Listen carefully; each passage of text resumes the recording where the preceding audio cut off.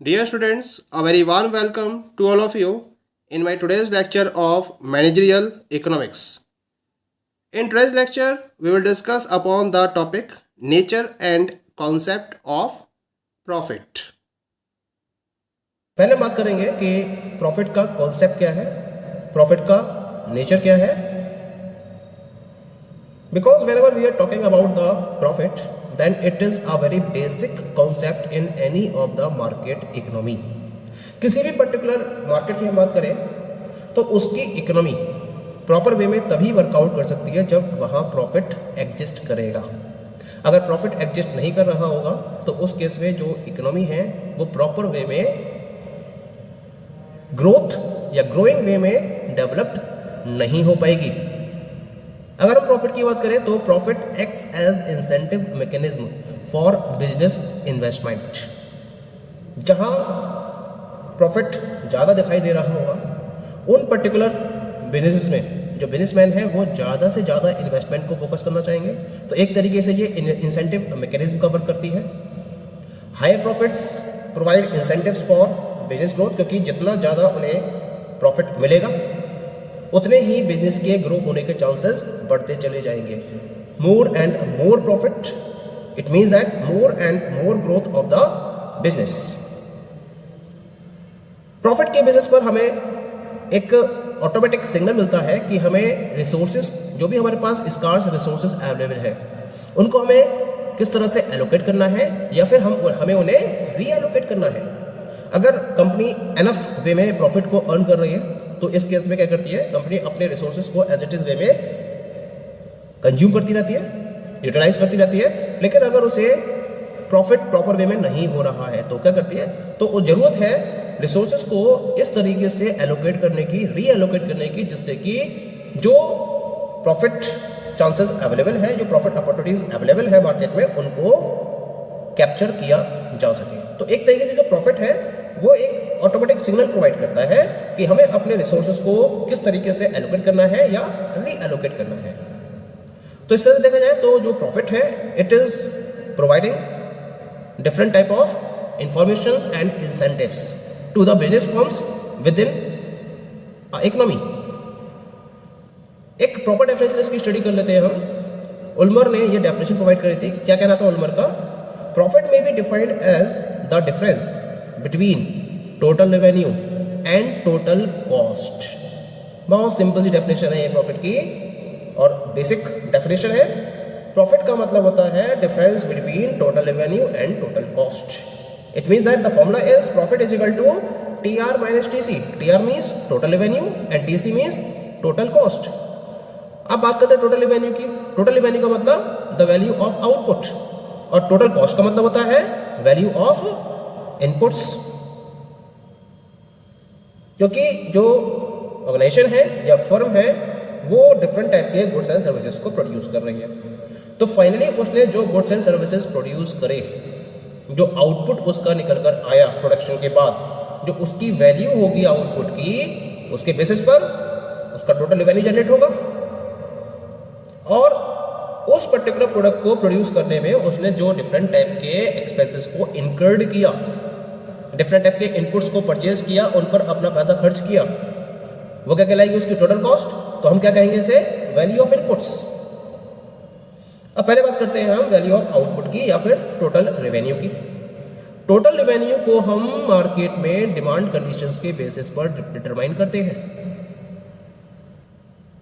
Demand conditions पर based होता है टोटल रेवेन्यू, यानी कि कितना प्रोडक्ट उसका सेल हुआ और प्रोडक्ट के प्राइस कितने हैं.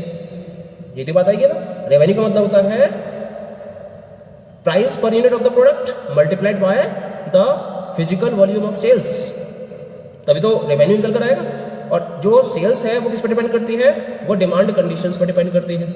तो डिमांड कंडीशंस के अकॉर्डिंग हम प्रोडक्ट की सेल्स को कैलकुलेट करते हैं और उसको पर यूनिट प्राइस से मल्टीप्लाई करके टोटल रेवेन्यू को कैलकुलेट कर लेते हैं.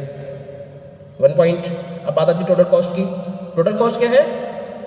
टोटल कॉस्ट होती है जितने भी फैक्टर्स को उसने हायर किया या फिर परचेज किया in order to make possible the production process.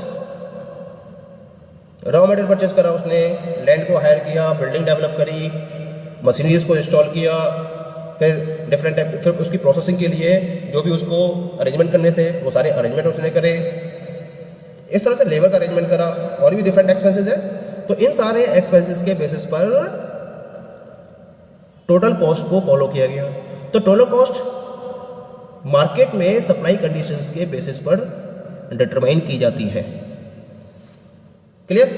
Total revenue market की मार्केट कंडीशंस के बेसिस पर डिटरमाइन किया जाता है, और जो टोटल कॉस्ट है वो मार्केट में सप्लाई कंडीशंस के बेसिस पर डिटरमाइन की जाती है। इसका मतलब प्रॉफिट क्या हो गया? प्रॉफिट का मतलब होता है surplus left over after all other factor of production have been paid. जब हम टोटल कॉस्ट की बात कर रहे हैं तो इसके अंदर हम डिफरेंट टाइप के इनपुट्स को यूज करते हैं, और इकोनॉमिक्स में इसको 4 पार्ट में डिवाइड करा गया है। Land, labour, capital and entrepreneur. Land को आपने रेंट पे कर दिया, लेबर को आपने वेजेस पे कर दिए, कैपिटल को आपने इंटरेस्ट पे कर दिए। अब जो टोटल रेवेन्यू में से जब आपने ये तीनों पर्टिकुलर अमाउंट पे कर दी, तो टोटल रेवेन्यू में से जो बचा, जो सरप्लस आपका बचा हुआ रह गया, उसे हम क्या कहते हैं? प्रॉफिट का नाम देते हैं। जैसे कि मैं यहाँ पे कह भी रहा हूँ कि profit is the surplus left over after all other factors of production have been paid. Entrepreneur ने लैंड के बदले में उसको रेंट पे कर दिया, लेबर को उनकी सर्विसेज के बदले में वेजेस पे कर दिए, कैपिटल को इंटरेस्ट पे कर दिया। अब जितना पार्ट बचा, जितना सरप्लस बचा रेवेन्यू में से, उसे हम प्रॉफिट का नाम देते हैं। क्लियर? इसका मतलब ये कह सकते हैं कि जो प्रॉफिट है वो बाकी फैक्टर्स ऑफ प्रोडक्शन से कंप्लीटली डिफरेंट है, क्योंकि जो प्रॉफिट है वो एंटरप्रेन्योर अपने आप खुद को पे करता है। जो प्रॉफिट है वो एंटरप्रेन्योर अपने आप को खुद को पे करता है, लेकिन जो बाकी अदर फैक्टर्स हैं उनको उनकी सर्विसेज के बदले में रिवॉर्ड एंटरप्रेन्योर के द्वारा पे किया जाता है। Profit gets paid by the entrepreneur himself while other factors get their reward from the entrepreneur। एक तरीके से देखा जाए तो जो बाकी के फैक्टर्स है उनकी इनकम कॉन्ट्रेक्चुअल इनकम है। लैंड को जो रेंट पे किया जा रहा है, लेबर को वेजेस या कैपिटल को इंटरेस्ट, ये क्या है? उनकी कॉन्ट्रेक्चुअल इनकम है। तो इनकी सर्विसेज के बदले में इनको रिवॉर्ड जो पे किया गया वो एंटरप्रेन्योर ने अपने रेवेन्यू में से पे किया। जबकि प्रॉफिट क्या है? प्रॉफिट जो एंटरप्रेन्योर है वो खुद को पे करता है, किसी और को पे नहीं करता है। इस तरीके से हम प्रॉफिट को अदर फैक्टर से डिफरेंशिएट कर सकते हैं। इसके साथ साथ हम कुछ और पॉइंट्स भी यहाँ कंसीडर कर सकते हैं, जिसके बेसिस पर हम प्रॉफिट को बाकी फैक्टर से डिफरेंट रिप्रेजेंट कर सकते हैं, या हम यहाँ प्रॉफिट के डिफरेंट फीचर्स को भी डिस्कस कर सकते हैं। क्या क्या है ये points? The very first point is profit is a residual income, so its size varies. Other factors get contractual income and are thus fixed. Profit क्या है? एक residual income है, यानी कि जब आप सारे के सारे फैक्टर्स ऑफ प्रोडक्शन को पे कर देते हो, उसके बाद जो बचा वो प्रॉफिट कहलाता है। तो इसका मतलब क्या होगा? इसका साइज वैरी करेगा, और किस पर डिपेंड करेगा? रेवेन्यू पर। रेवेन्यू अगर ज़्यादा होगा तो प्रॉफिट भी ज़्यादा होगा, और रेवेन्यू अगर कम होगा तो प्रॉफिट भी कम होगा। लेकिन जो फैक्टर्स है उनकी इनकम कैसी है? कॉन्ट्रेक्चुअल, एक फिक्स्ड इनकम है उनकी। ये एक मेन डिफरेंस रहता है among profit and other factors. अब हम बात करते हैं सेकंड पॉइंट ऑफ डिफरेंशिएशन की, सेकंड पॉइंट की, जो इनके बीच में डिफरेंस को रिप्रेजेंट करेगा। प्रॉफिट जीरो भी हो सकता है, और यहां तक कि ये नेगेटिव भी हो सकता है। कंपनी को अगर रेवेन्यू कम जनरेट हुआ तो उस केस में क्या होगा? प्रॉफिट जीरो भी हो सकता है, या फिर हो सकता है कंपनी को प्रॉफिट, जो एंटरप्रेन्योर है उसको प्रॉफिट ना भी हो, नेगेटिव हो जाए, यानी कि लॉस हो जाए उसे। लेकिन जो वेजेस हैं, इंटरेस्ट है, रेंट है, ये हमेशा पॉजिटिव ही रहते हैं। ये कभी भी जीरो नहीं हो सकते या नेगेटिव नहीं हो सकते ये कभी भी, क्योंकि ये कॉन्ट्रेक्चुअल इनकम है। आप अगर लेबर की सर्विस को यूज़ कर रहे हो तो वेजेस आपको पे करने ही करने हैं। अगर आप कैपिटल हायर कर रखा है, आपने लोन ले रखा है, तो उस पर आपको इंटरेस्ट पे करना ही करना है, चाहे कैसे भी करो आप चाहे। अगर आपने लैंड को हायर कर रखा है तो उसके लिए आपको रेंट पे करना ही करना है, इसमें कोई भी कॉम्प्रोमाइज़ नहीं हो सकता। इसी वजह से इनकी वैल्यू कभी भी जीरो नहीं हो सकती, इनकी वैल्यू हमेशा पॉजिटिव ही रहती है। जबकि प्रॉफिट से आप कॉम्प्रोमाइज़ कर सकते हो, प्रॉफिट आपका जीरो भी हो सकता है और यहाँ तक कि ये नेगेटिव भी हो सकता है। ठीक है। Now come to the third difference. तीसरा डिफरेंस क्या है? अगर मैं इम्परफेक्ट कंपटीशन की कंडीशन की बात करूं तो इम्परफेक्ट कंपटीशन में प्रॉफिट हमेशा फर्म की मार्जिनल कॉस्ट से ज़्यादा होता है। तभी तो इम्परफेक्ट कंपटीशन में फर्म्स क्या होती है, प्रॉफिट अर्निंग सिचुएशन में तभी आ पाती है जब उनका प्रॉफिट उनकी मार्जिनल कॉस्ट से ज़्यादा होता है। लेकिन जो इम्परफेक्ट कंपटीशन होता है इसमें जो फर्म का प्राइस होता है वो उनकी मार्जिनल कॉस्ट के बराबर होता है। इसी वजह से परफेक्ट कंपटीशन में जो फर्म्स होती हैं वो नॉर्मल प्रॉफिट पर अपने वर्क को फॉलो करती हैं। यानी कि हम एक तरह से देखें तो जो मार्जिनल कॉस्ट है ये वो लिमिट है जिससे बिलो लेवल पर कोई भी फर्म ऑपरेट नहीं करेगी। Marginal cost is the limit below which the firm will not operate. चाहे वो परफेक्ट कंपटीशन है या इम्परफेक्ट कंपटीशन है, मार्जिनल कॉस्ट उस लिमिट को डिफाइन करता है जिससे नीचे कोई भी फर्म ऑपरेट करना पसंद नहीं करेगी। Okay, and the last point is profit dynamic conditions में बहुत फ्लक्चुएट करता है, जबकि जो अदर फैक्टर्स है उनमें फ्लक्चुएशंस नहीं होते हैं। जैसे हम बात करें डिप्रेशन की या बूम की पीरियड की, तो अगर इकोनॉमी में डिप्रेशन कंडीशन है या बूम की कंडीशन है तो यहाँ आपको प्राइजेस में, यहाँ आपको प्रॉफिट में बहुत ज़्यादा फ्लक्चुएशंस दिखाई देते हैं।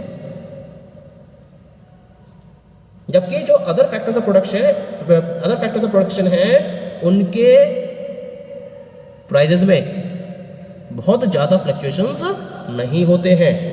अगर डिप्रेशन का टाइम चल रहा है तो फर्म का रेवेन्यू क्या हो जाएगा, एकदम से डाउन हो जाएगा, बहुत कम हो जाएगा फर्म का रेवेन्यू। सेल कम हो जाती है और सेल कम होने से उसका रेवेन्यू भी कम हो जाता है, तो प्रॉफिट भी बहुत कम हो जाता है उसका। जबकि बाकी फैक्टर्स ऑफ प्रोडक्शन को आपको जितना अमाउंट उतना पे करना ही करना है। लेकिन हाँ, अगर